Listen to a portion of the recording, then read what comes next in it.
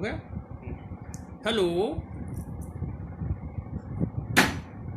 My self VS Meena, associate professor in botany, government college Gangapur.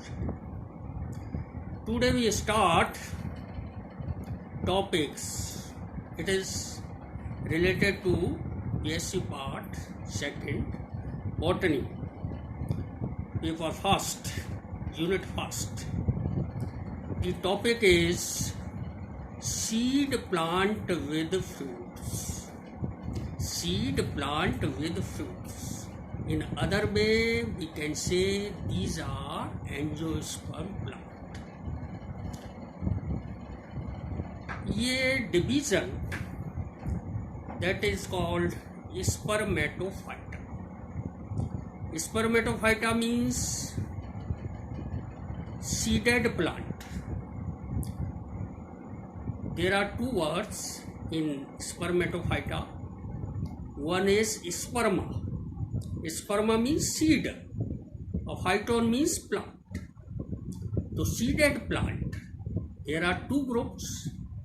One is gymnosperm, second is angiosperm. Gymno itself, a Greek word, it means naked, or sperma means seeds, naked seeded plant. The other class, or it is called angiosperm. Angio means covered, vesseled. The seed are covered. So this group is called angiosperm. In this case, the topic is that फलयुक्त बीजीय पादप, या हिंदी दूसरा शब्द है इसके लिए आवृत बीज. तो सीड क्या है? Seed is nothing what it is matured ovule. परिपक्व बीजांड को बीज कहते हैं. Clear? Understood? Bizant, after fertilization, it modified or it converted into seed. Seeded plant two types के हैं. एक है फल रहित. There are no fruit formation in seeded plant. Other is fruited plant. इनके अंदर फल बनते, फ्रूट्स का निर्माण होता. तो फ्रूटेड प्लांट्स कौन से हैं? एंजियोस्पर्म. और फ्रूटलेस प्लांट कौन से हैं? जिम्नोस्पर्म. तो इस टॉपिक में हम केवल आवृत बीज मीन्स फल युक्त पादपों के बारे में जानकारी उपलब्ध कराना है. तो फल क्या है? फल इज, व्हाट इज द फल? What is the fruits? Fruit is nothing what it is matured ovary, fertilized ovary. After fertilization, the ovary is converted or modified into fruits. बीज जैविक विकास प्रक्रम की चरम अवस्था. बीज का निर्माण, जो जैविक विकास हुआ है सदियों से, उसका जो सबसे उच्च कोटि की जो कृति है उसका नाम है बीज. बीज, इनकी बीजीय पादपों में किसका निर्माण होता है? बीजीय पादपों में एक नई संरचना बन जाए और उस संरचना का नाम है अंडाशय और ओवरी. तो उसको हम कहेंगे फल. ओवरी क्या है? ये एक गुरु बीजाणुफरण है, megasporophyll. The megasporophyll is convert into carpels. अगर ये मेगास्पोरोफिल कार्पल में बदल जाए और एक कार्पल या अनेक कार्पल मिलकर के क्या बनाते हैं? अंडाशय बनाते हैं, ओवरी का निर्माण. तो उसको आगे पढ़ेंगे और उसको अपन कहते हैं बीजांड विन्यास. बीजांड विन्यास, arrangement of the seed on ovary wall, वो अदर चीज़ है। तो कहने का मतलब ये है कि जो मेगास्पोरोफिल होती है, मेगास्पोरोफिल से अंडकों का निर्माण कैसे होता है। और अंडक एक संरचना है जिसके अंदर बीज इनक्लोज्ड रहती है, एक आवरण में आवरित रहती है। उस आवरण को अपन दूसरी भाषा में कहते हैं पेरिकार्प और फलभित्ति और ओवरी भाग। तो मेगास्पोरोफिल से अंडक का निर्माण या कार्पल के निर्माण के संबंध में दो सिद्धांत, बेसिकली दो सिद्धांत प्रचलित हैं कि भाई जो गुरु बीजाणु फारण है वो अंडाशय में कैसे रूपांतरित हुआ, इसके संदर्भ में दो सिद्धांत प्रचलित हैं। तो एक जो प्रथम सिद्धांत है उस सिद्धांत का नाम है classical theory. Classical theory means ये बेसिक हाइपोथेसिस है जिसका प्रतिपादन किया था कुमारी सैंडर्स ने 1937 के।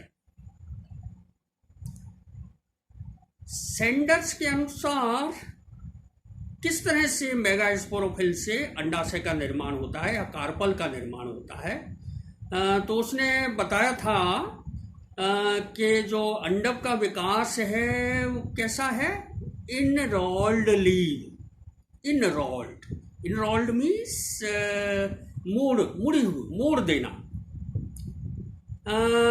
यहाँ पर जो लीव्स का मतलब मेगास्पोरोफिल है ना, लीव्स माने फरण मीन्स मेगास्पोरोफिल। सपोज जो लीव्स होती हैं वो कैसी होती है, फ्लैंटेड है, फ्लैंटेड लीव्स होती है, सपाट होती है।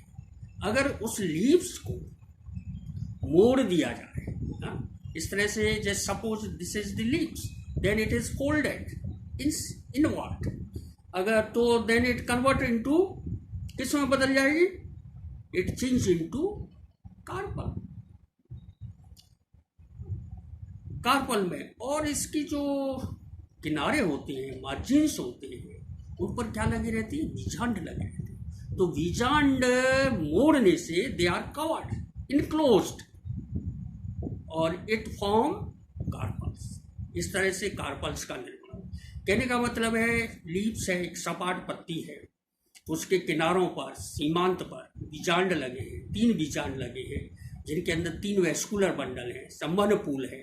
उस लीव्स को अगर आप इनरोल्ड कर दें, फोल्ड कर दें, then this leaves is change into, किस में चेंज होगी, कार्पल्स के अंदर। तो ये बेसिक थ्योरी प्रपोज की थी सैंडर्स। इसी दौरान एक दूसरा सिद्धांत प्रतिपादित किया था, कॉनडुप्लीकेट कॉन्सेप्ट, और इसका प्रतिपादन किया था बेली तथा स्वामी 1951। तो इस जो हाइपोथेसिस प्रपोज की है इसके अनुसार अंडकों का निर्माण कैसे हुआ, तो इस सिद्धांत के अनुसार अंडकों का विकास एक कॉनडुप्लीकेट लेमिना से हुआ जो छोटे वृंत पर स्थित था तथा जिसकी सतही या पृष्ठीय भाग पर अनेक बीजांड लगे थे। ये एक सिद्धांत दिया था, कॉन्डुप्लीकेट लेमिना, जो कि किससे जुड़ा हुआ था, वृंत से जुड़ा, और उसकी सुपरफिशियल सरफेस या डोर्सल सरफेस पर अनेक बीजांड थे। तो कहने का मतलब है जैसे सपोज एक स्ट्रेट धागा है, अगर इस धागे को लूप में बदल दिया जाए, लूप मीन्स गांठ लगा दी जाए, तो ये एक चैम्बर बनता है अंदर। तो इसी तरह से इसका विकास हुआ, कार्पल्स का विकास हुआ, कार्पल्स बने।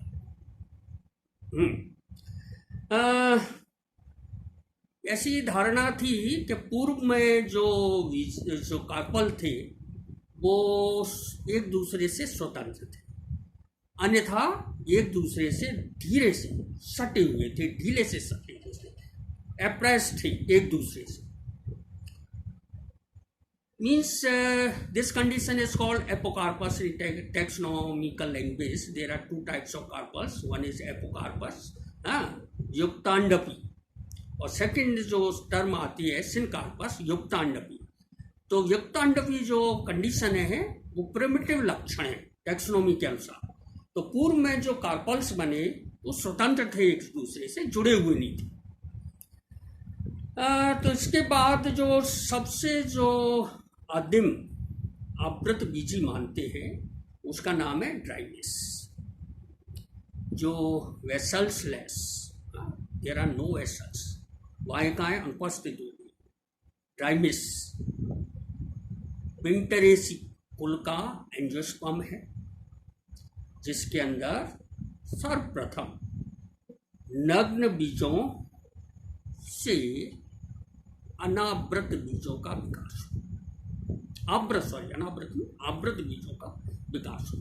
इट मीन्स जो बीज थे पूर्व में इन केस ऑफ जिम्नोस्पर्म कैसे थे? नग्न, they are not covered, not enclosed by any types of structure like pericarp, फलवित।